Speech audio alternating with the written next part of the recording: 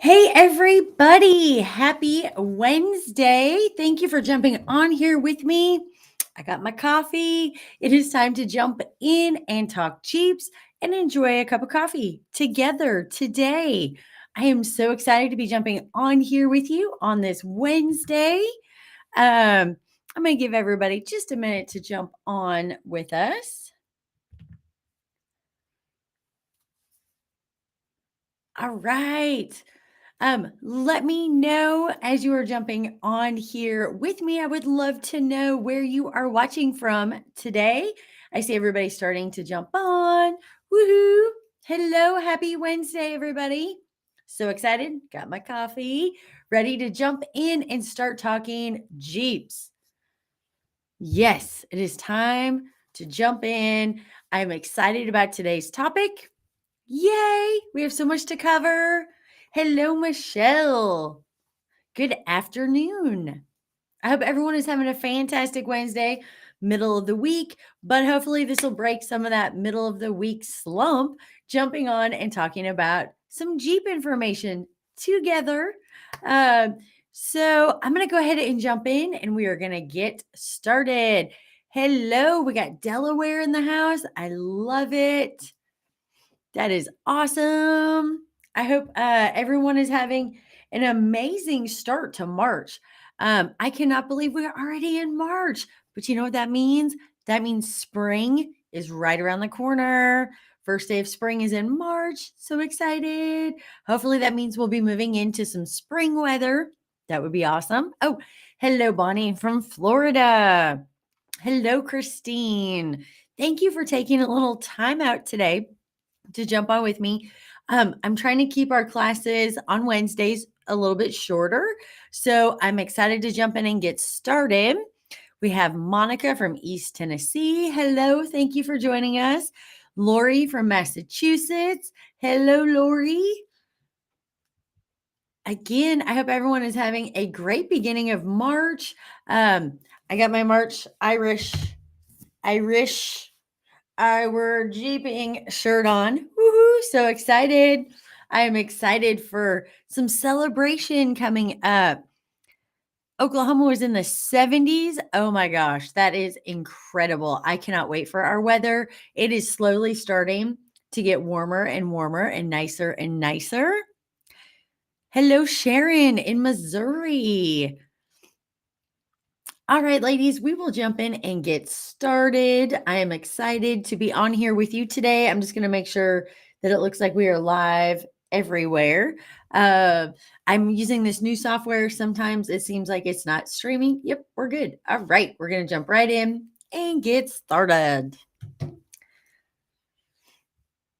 Okay, so first of all, I want to say welcome. Today, we are going to be talking about the 4 most important factors to consider when buying a Jeep. So, this could be a new to you Jeep or a brand new Jeep, but this is going to cover the 4 most important factors to consider and some ways we're going to break through those and talk about them today. So, have you been thinking about getting a Jeep? Or maybe you've already been out looking for a new Jeep. There are so many options and choices. It can feel overwhelming and confusing, especially as you try to start narrowing things down and try to figure out, like, what do I really want? There's so many different choices and options, and it's so much. But don't worry. Today, we are going to start to break through with the 4 most important factors to consider when buying a Jeep. So, as you are jumping on here with me again, let me know where you're watching from. And I would love to know and hear from you. Are you currently thinking or looking at a new Jeep? If no, that is super awesome. Tell me about your Jeep that you have now. I would love to hear from you. I'd love to know who is currently thinking or looking for a new Jeep. And if you already have your dream Jeep, I would love to hear even more about it. So, in case you are new, this might be your first class with us. Hello, I am Kristen DeLibra from LadyJeepers.com. I help ladies, so women who own Jeeps, to safely enjoy their Jeeps on the trail and design their Jeeps so that they confidently create a life of adventure without fear. We do this with our Confident Trail system, different courses that we have, our membership program, in person events, and private Jeep consult and concierge services. We got you covered on every platform. So it's time to dive in. What is the hardest part of this process for you? I know everyone is different, but I feel like kind of the top things would be there's a lot of options, there's a lot of different models, and there's a lot of choices. Then it's trying to figure out should you get new or used, and then feeling like you know enough to make a good choice. I feel like those are kind of the top ones I hear the most. So let's jump in to one. Factor one. This is my tip to help you as we're going to work through this together today. The first thing is to get clear on the model and options you want for you. Now, I know that can be hard, so let's jump right in. These are the questions to ask yourself as you are starting the process. So if you're already at the point, you know exactly what you want, that is awesome. If you're at that beginning point where you're not clear yet and you're still kind of struggling back and forth between what model, what do I want, what should I get? Here are the questions I want you to ask yourself. First one, how much off road or trail driving do I want to do? Keep in mind, I have to share with you what I see the most is somebody get a new Jeep and say, oh, I'm never going to go trail riding. I'm never going to take it off road. It's my daily driver and is only going to stay on road. That can shift the longer you have your Jeep. So really think through that. So, like, how would you decide that? If you sat down, closed your eyes for a minute, imagined yourself in your Jeep out on a trail. It could be a dirt trail, it could be a dirt road, it could be a rocky trail, wherever you see yourself going. And you are surrounded by a group of other ladies just like you in their Jeeps. You guys are laughing, you're having a great time, you're sharing, enjoying, having this adventure together. If that sounds like something that you might really want to be doing, sounds like a lot of fun. It's like, sign me up for adventure. Even if you're thinking, nope, nope, not in my Jeep. It's going to stay on road only, daily driver. What if you closed your eyes and you were in that place, surrounded by all these other ladies, supportive, like cheerleaders? You guys are just having this spectacular time together and you knew you could keep your Jeep safe. You weren't going to damage it. It wasn't going to hurt your daily driver. Would that feel a little different? Would your answer change a little bit? I want you to ask yourself that. That's where I want you to go to when you make this decision and answer this question. The reason being, depending on how much off road or trail riding you're going to be doing, that can determine which model and what features you're going to want to have for you. So, what does that mean? All Jeeps out of the gate from the factory stock are amazing. They can do anything. It doesn't matter the model. They are just spectacular, right? You can jump in them, drive off, find that trail, and have that adventure and go spend it with other ladies. Now, if you see yourself saying, adventure sounds amazing to me right now. I want to have as many adventures as I can. I am ready to spend my weekends with other ladies, having these adventures, making these memories, creating friendships. I really want to do this. I will be out there as much as possible.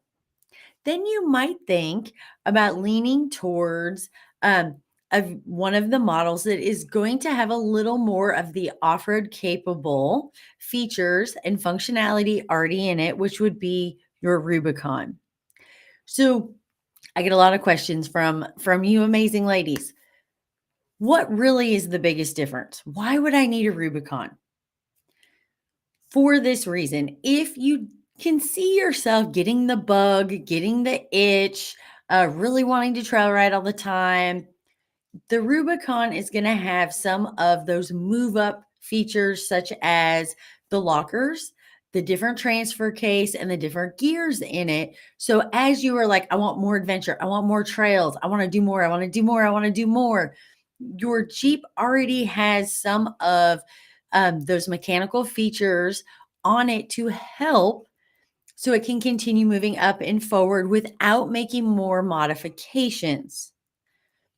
The other reason you would think about the Rubicon is how big of tires do you want to go with? And you might say, like, I want to stay stock. I have kids or grandkids I'm going to be putting in and out of this Jeep. I don't want it sitting up very high. It's going to stay stock or maybe just a little bit bigger. Um, you know, then the Rubicon wouldn't be the direction to go unless you're going to get that bug and be on adventures and trail riding with a group of ladies as much as possible, and continuing to want more and more. But when we talk tire size, that's another thing. If you said, I know I want 35s or I know I want 37s, I would say look towards the Rubicon. And again, because you'll have to do less changes to that model to be able to put those tires on with less modifications and build necessary to be able to have a great platform with that tire size. If you have more questions directly related on this, ladies, we have the Design Your Jeep Build classes that go super in depth into all of this and understanding what you have to change. And don't forget, we have the JLJLU for the new Jeeps, specific training that is on here as well. So there are options to dive in deep. I'm not going to go all the way into that because we don't want to be here all day. We do want to get out there and hopefully enjoy some sunny weather today. So, the next question to ask yourself: what creature comforts do I want? Do you want leather seats? Do you want heated seats? Do you want the big screen? Do you want the cameras and the sensors? What are those things that you want for you? And be honest about it. And this is what is great about the Jeep. You can always, if you get your list together, you decide you know exactly what you want. This is going to be your dream vehicle. You're going to keep it forever. You can always order, if you're going to do a brand new Jeep, the exact Jeep that you want with the exact features. And there might be some things you would like, but you're willing to have or to not have if you were looking at a used Jeep. This is where this is going to come back to you when we're talking about, the options, the creature comforts, really what you want for you for this Jeep. No right or wrong answer. This is all about you. So you want to make sure to answer those questions first. Second question: do you want a newer used Jeep? This is something I hear all the time. Which way do I want to go? I will tell you the biggest reasoning and determination I hear behind going new or used is price. Nothing wrong with that. Let's be honest. The used Jeep, the price is going to be much different than a brand new Jeep. So if price is a determining factor, that is where you would look at new or used. Make sure, regardless of if this is a brand new Jeep or a used Jeep, that you know about that year and model that you are getting.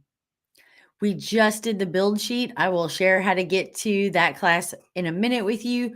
And also know if you want a specific generation of Jeep, you might be like, I've always wanted a TJ, or I've always wanted a YJ, or, I definitely want a new Jeep because I want it to drive, as best as it can. I want the sensors. I want the backup camera, all those things that are newer creature comforts and additions onto the Jeeps. So knowing if you're like, I want a YJ, I want a TJ, then you know you're going to buy a used Jeep. The other difference when we start talking about new versus used, if you know that you're going to keep this Jeep forever, price is not a determining factor. You know, you want a newer Jeep, newer generation. So, like a JL, JLU, or a JT. And again, price is not an option. You know, you want a newer one. Still make sure you understand all of the features and everything that is available on that newer Jeep. Because if you're going to keep it forever, it might make more sense to buy brand new with no miles on it. So you're kind of starting from zero to have a longer life with that particular vehicle. This is where personal circumstances, personal wants, and ideas come into play. And again, no right or wrong answer. These are the things you just want to think through as you are thinking about a new Jeep. Another factor, factor three, know about the Jeep year and model you're looking at. So we're going to dive into that one just a little more. This way, you know if there are any features you need to test out. You know if they are prone to specific issues, and you know what they are coming with factory or stock. So you're doing your homework, even if it's a brand new Jeep, or if it's a used Jeep. You want to do as much research as you can and know as much as you can about that year, that specific model. Look and see if there's been recalls, if there are issues that seem to be, you know, pretty common in that particular year and model. And make sure you know what is under that Jeep. And again, that way you're going to know if you want to test any of the features before you buy it. So make sure whether you are buying new or used, I really recommend this. Grab the factory build sheet. There's training on how to use it and a link so that you can pull up the information on any Jeep you are looking at. So any Jeep that is for sale, all you need is the VIN number. Now, if this is a used Jeep, and it already has modifications done to it, those modifications will not be on this actual factory build sheet, but you'll know where it started.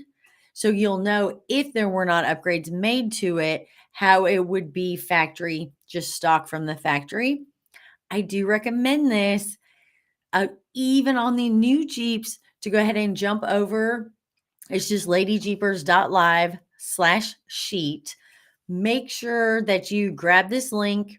You can get the VIN number on any vehicle that is for sale, stick it in there, and know exactly what is under and on that vehicle, or what was under and on that vehicle when it came from the factory if it is used. This way, there's no room for error. Um, you know, sometimes salespeople will not have the correct information. They may tell you something that's incorrect. If you have that build sheet, you will know 100% what is under that Jeep if it's brand new. You'll have an idea of where it started if it is used. I would highly recommend before you do your final purchase, you jump over, you grab this, you download it, you print it out, you go through it, and you know exactly what is on that Jeep. So you're not relying on someone else to pass along information to you. Because again, we sometimes humans make mistakes. All right, so factor four, look at everything and listen. Feel while you are test driving. This is for brand new or used. You're going to look at these the same. Say what? Brand new and used? Believe it or not, yes. You want to go over these Jeeps with a fine tooth comb and your eyes, brand new or used. Just so that you know, you see anything, you understand, you can catch something because mistakes, again, can be made. So get under the Jeep and look at it. Put eyes on it. This is especially important if you are looking for a used Jeep. You want to look to see if there's any rust, especially On the older Jeeps, like the CJs, the YJs, the TJs, you want to look at the frames. You want to look at the tub on these older Jeeps. On the newer Jeeps, like even if you're looking at a used JK, JKU, make sure to get under there and look. Make sure you don't see any rust. Make sure you don't see any fluids. So nothing's like wet somewhere. Um, you know, that way you'll know if there's like an axle seal issue, if it looks like there's something going on with the differential, just put eyes under there. Make sure you don't see rust, you don't see fluid. And here's something else if this is a used Jeep. Has it recently been painted underneath the Jeep? So if you get underneath, a 2001, even a 2012, like you get under any used Jeep, whether it be at a dealership or it be from an individual, if you get under there and you're looking and you notice it looks like the whole belly, maybe the axles, it looks like there's fresh paint job under there. I would be concerned that something is being covered up. I'm not saying that's 100% of the time, but to me personally, that would be a red flag. Why was it just painted? And I know a lot of people do the like, well, I wanted to sell it, wanted to get as much money as I could for it. But I would be a little concerned if I got underneath a used Jeep and was looking at it and it was freshly painted. I would feel like something was being covered up, whether it be rust, whether it be damage. That's something to think about. You also want to look and see if there are rubs, cracks, chunks taken out of, like your tie rod, any of those front end components. You want to look at the springs, the shocks. And this is, if it is used, this is whether it is stock or it has been lifted. If it already has modifications that have been done to it, I would look at everything with an even finer tooth comb. Reason being, you don't know how someone drove that Jeep if they took it out on the trails. They could have been really rough, really hard on that vehicle and not have done the maintenance that goes with being able to go out there and drive your Jeep hard and push it to the limit. Because as long as you're doing your maintenance, you are lessening uh, the wear and tear and breakage risk on your mechanical parts, pieces, components. Not saying they still can't crack. They still can't have chunks missing out of them. Um, Dings. If this is a modified vehicle, it has a lift and bigger tires. One, you want to know what gear ratio is now in that differential. Two, really look at front and rear differential covers. So your diff covers. Are they aftermarket? Are they stock? And does it look like they have been dinged up, banged up, scraped up, and used hard? Are any of those front steering components, do they have rubs on them? Do they have marks on them? Does it look like it took some abuse? Same thing with checking springs and shocks and the bump stops and the frame. So if you know that it is already modified, go over it with an even finer tooth comb. Reason being, I don't want to see you fall in love with the most amazing Jeep out there. Be like, yes, I love it. It's lifted. It's got 35s. I'm so excited. And get down the road in a couple months, and all of a sudden things start falling apart and breaking because the person before you was really hard on that vehicle and didn't do the maintenance. So those are my biggest suggestions. Put eyes underneath and on that Jeep. And that goes for new and used because, again, there can be parts that are not done correctly, even with machining. There could be a bad run on a day. Someone could have made a mistake. You never know. So you still want to keep an eye on the newer vehicles. But if it is a used vehicle, this is like go over it with a magnifying glass and a fine tooth comb because the more you do up front before you buy it, the less likely to have pop-up issues, and hopefully you will find everything. Not saying you can, but the more thorough you can be, the better idea you're gonna have about how was this Jeep cared for? How was this Jeep driven? And those are important when you start looking at a used vehicle. Next thing, and this goes for new and used, listen and feel how it drives. Now, if you have never driven a Jeep before ever or test driven a Jeep, they do drive like a Jeep, right? There's a little more road noise inside, especially if you have a soft top. Uh, depending on what tires are on it, it might feel a little bit rougher driving down the road. The suspension might still feel a little stiffer. What I want you to look for is noises, squeaks, anything that sounds like there could be like, oh, that doesn't sound right. I hear a squealing. I hear a ticking. Listen for those noises when you're test driving. Also, pay attention to if there's any vibration in the steering wheel or if that steering is loose at all. This is especially important with a used vehicle.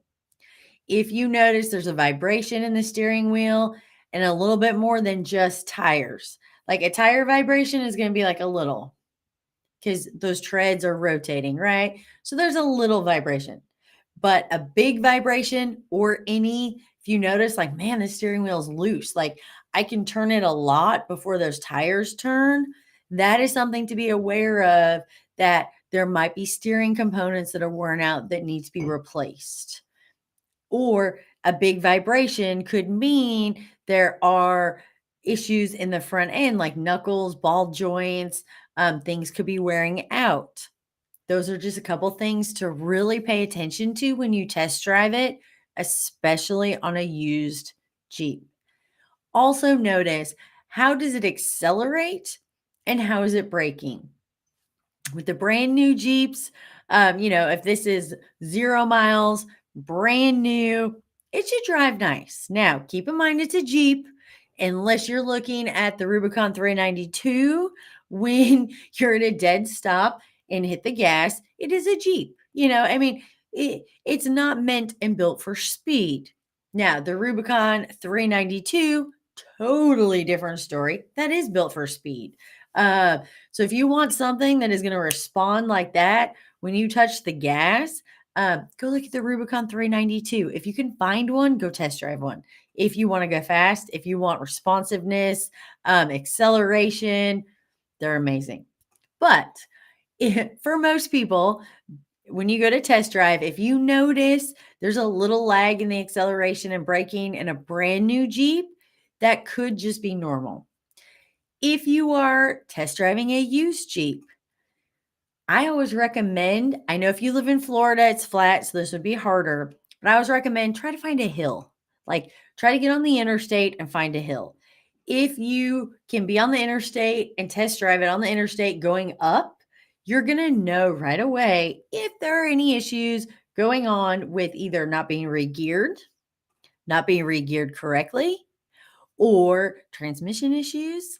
You'll notice that because you're going to be at a higher speed and you're going to be going up, right? So you're going to be able to tell if all of a sudden you're going up and you feel like the Jeep's losing momentum and it downshifts and upshifts and downshifts and upshifts.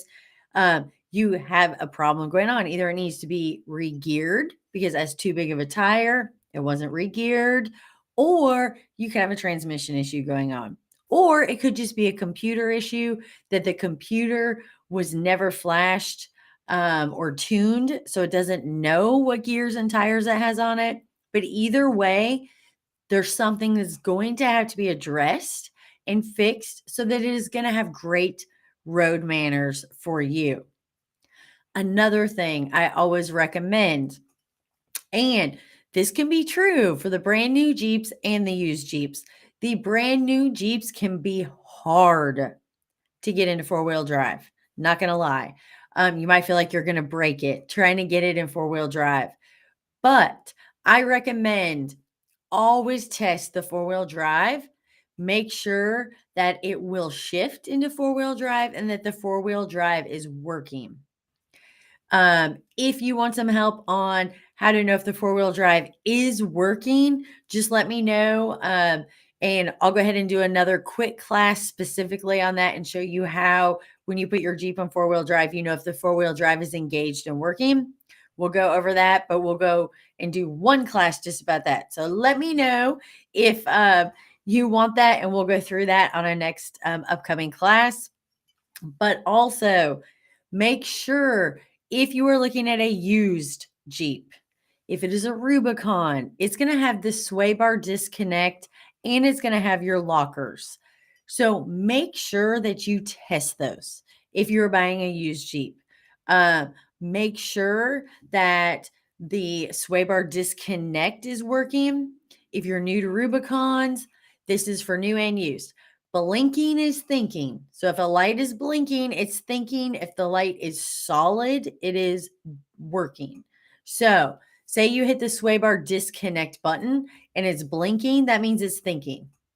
Once that light goes solid, then you know it's disconnected. When you go to reconnect it, it's going to blink and then it's going to disappear once it's reconnected. Okay, your locker button.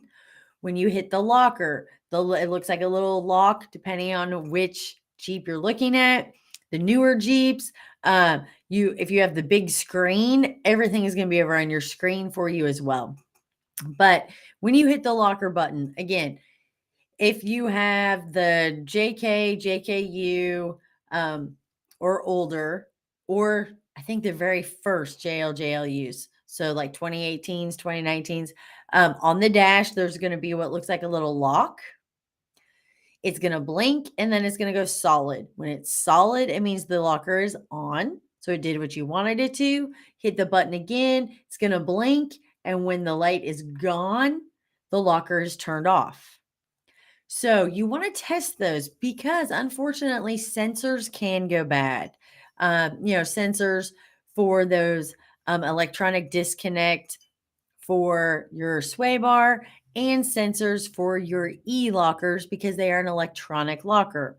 So make sure to just test those if you are looking at a Rubicon, or if you are looking at a used Jeep that has added lockers.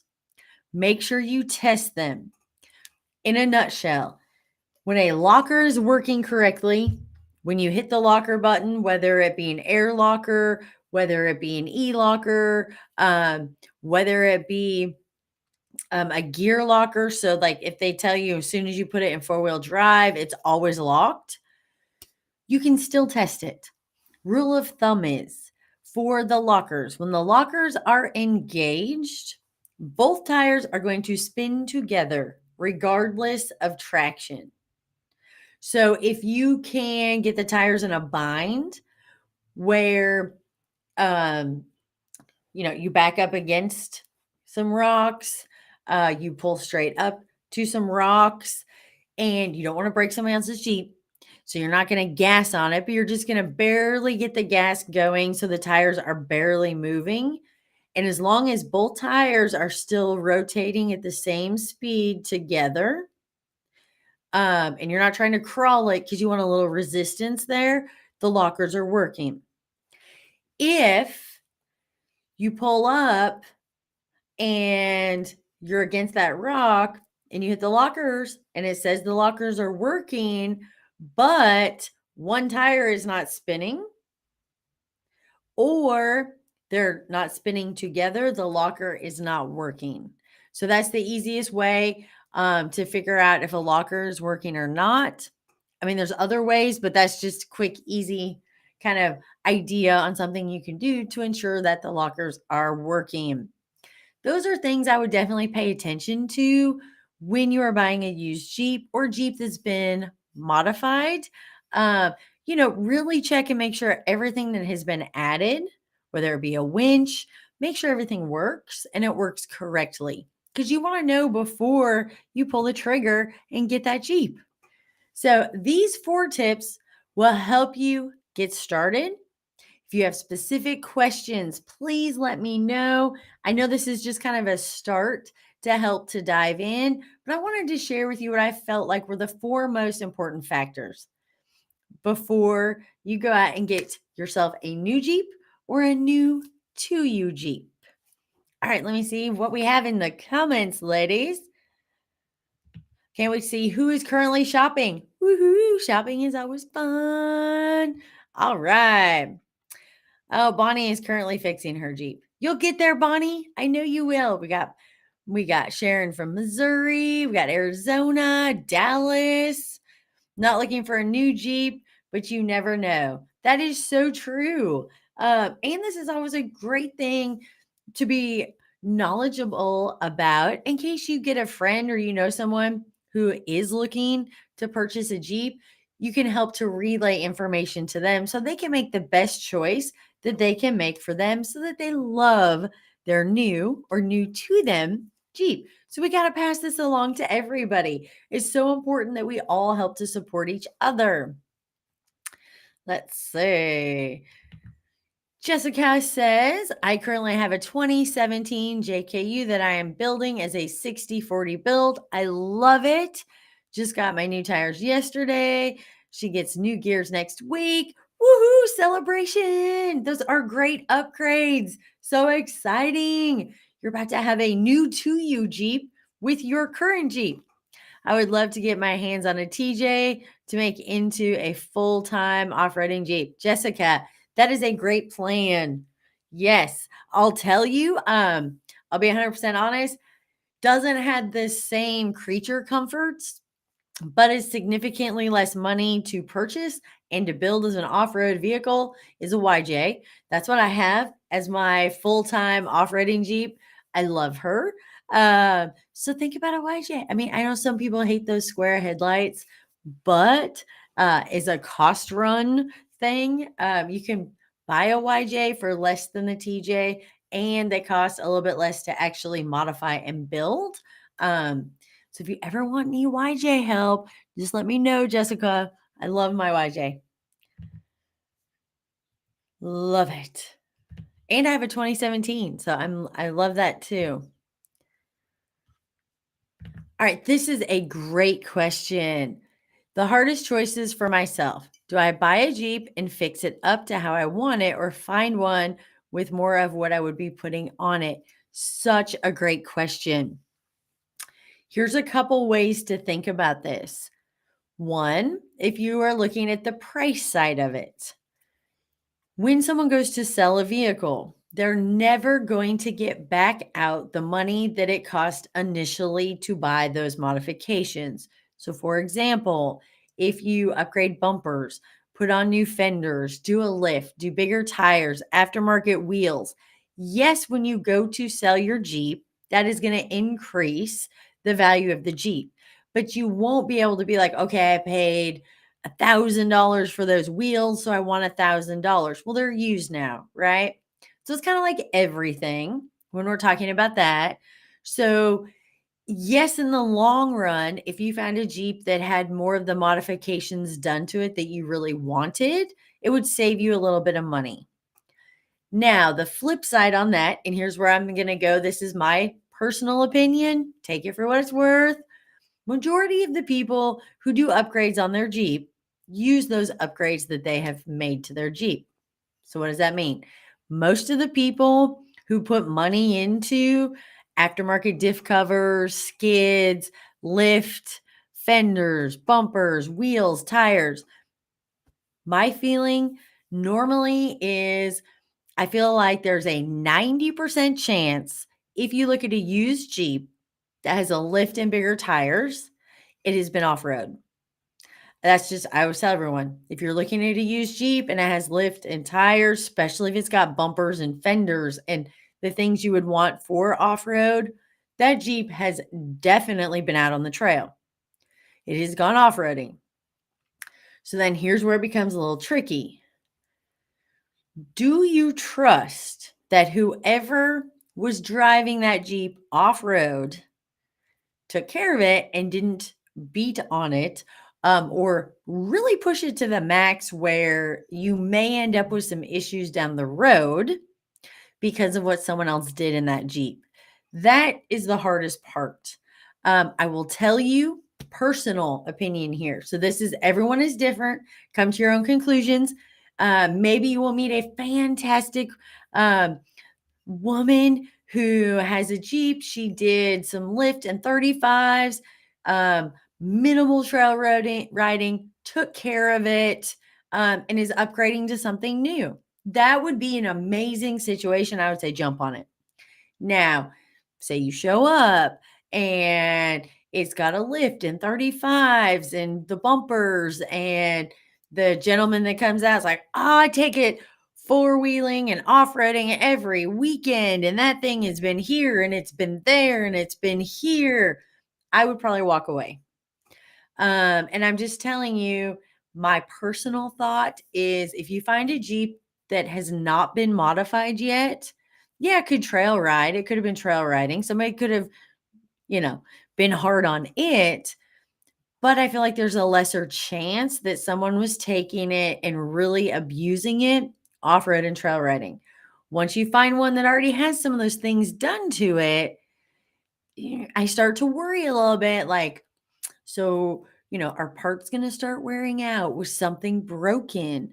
Um, that's why if you are looking used, especially with modifications, listen, really pay attention, try to feel, and definitely put eyes on to see. Like if I were to get under a Jeep that was for sale that had a lift and some bigger tires, and I got under there and I started looking up and I started looking around, and that differential cover had some pretty good dings in it.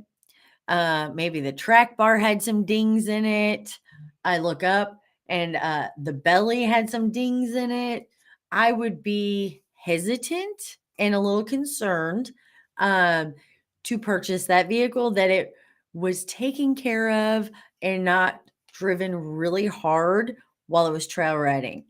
So that's where that hard balance comes in, and it is such a great question because price wise, yeah, it's gonna be a better value if those things that you want, like bumpers and winch and fenders, and skids and all that are already on it, because it's gonna cost you less for those things. But then the flip side is if it's already built, it could have already been driven hard, and it might be at that point to need a lot of maintenance or upgrades or repairs made to it. So I would definitely go with your gut feel on who owns it. Um, Again, 100% honesty here.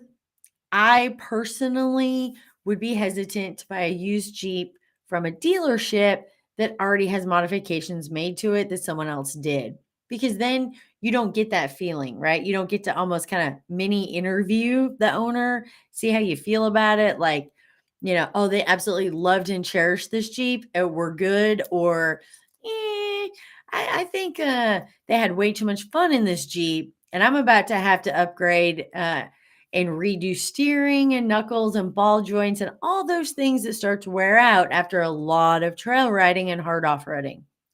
That, again, my personal opinion. But what I'm trying to do is bring that information forward to you so you can make the most educated decision for yourself, and kind of keep that in the back of your mind when you are looking for your perfect Jeep. Education, information is the key to making the best decisions. I love this. Oh, I love it, Jessica. I told myself that I wasn't going off roading when I first bought my Jeep. Now look at me. Meh. Things absolutely change. I love it, Jessica. You are out there rocking it though, and you are loving and enjoying that Jeep.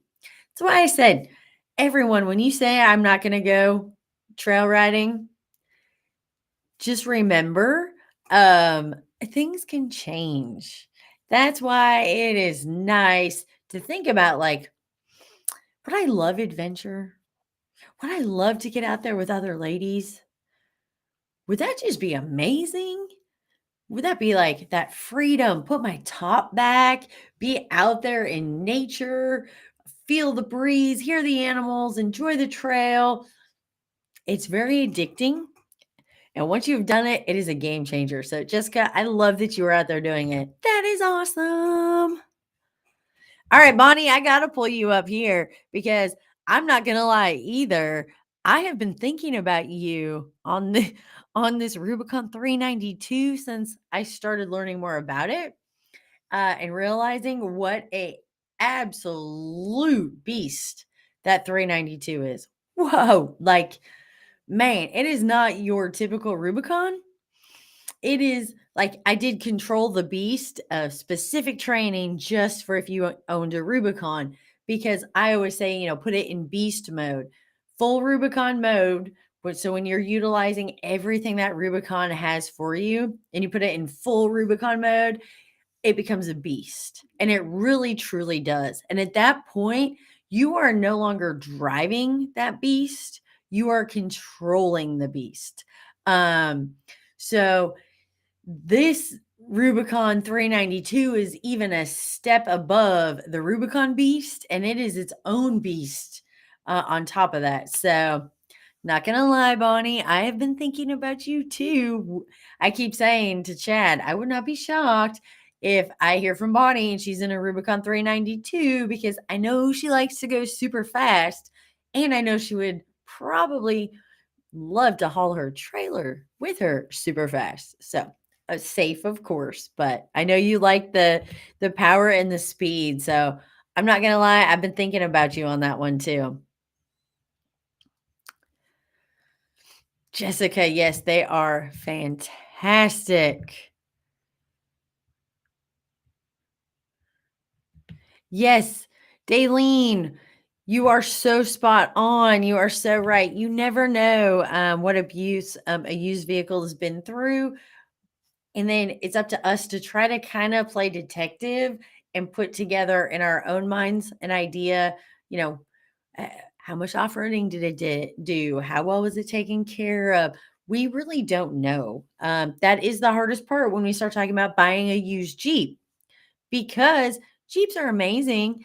Most of them get used for kind of what they were built for, which was out on the trail and off-roading. It's just at what level are they being used? And that's the hardest part. Sometimes I feel like you're a little better to find one that has no modifications, do it yourself, and then one you already know what parts are under that Jeep, the age, that they are taken care of, they're maintained, they're greased, all those important things to keep the longevity. You could buy the best parts, most expensive parts in the world. If you don't take care of those, you don't service those, you don't grease them, you don't do the things that you are supposed to, you let them cake with mud. It doesn't matter if they're the most expensive, best part in the world. If you don't maintain it, it's not going to hold up. So that's our responsibility. So that is the hardest part when we're looking at something used. Oops.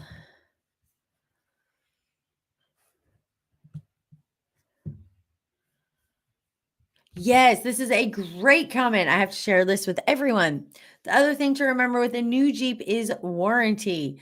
So you do get warranty with a new Jeep, which makes kind of nice. Makes it a little easier if you're worried about recalls, if you're worried about things happening, breaking, services you need done, replacements. Warranty is an amazing thing to have. And do keep in mind that some things, as you start to alter and modify your Jeep, can affect the warranty and void the warranty. That is why a lot of times I will recommend if you buy a brand new Jeep, drive it stock for at least a year or two, depending on how many miles you're putting on it, before you start to make changes, modifications to your brand new Jeep. Just something great comment I had to share. That is amazing. Thank you.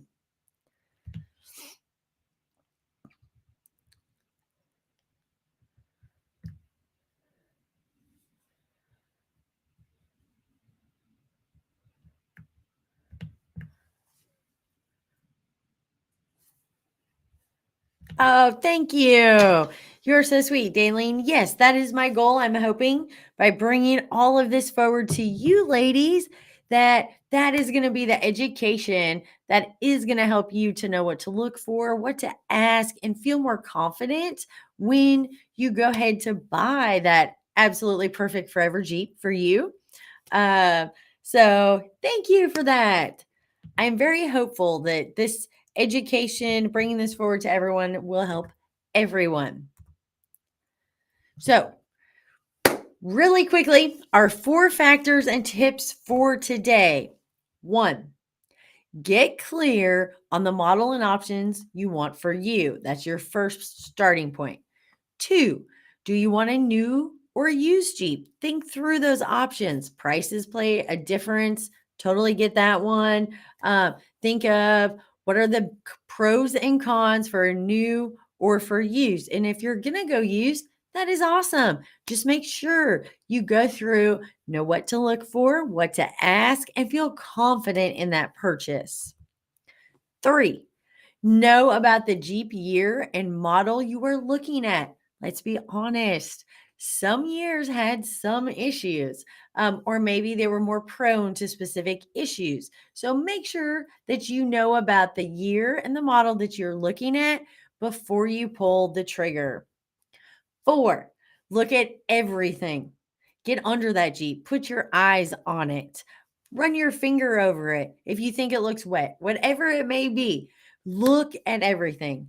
Listen and feel while you're test driving. And this is for new or used. You want to really know this Jeep. You want to make sure that you've done some homework before you make it yours. So thank you for jumping on here with me today. You ladies are awesome. Don't forget, every Wednesday, 2 p.m. Eastern Standard Time, we are right here live together.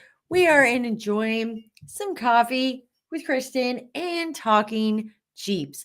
I am bringing forward Jeep education and knowledge to you amazing ladies to help make sure that you are confident in every aspect of your Jeep journey. So thank you for spending some time with me today.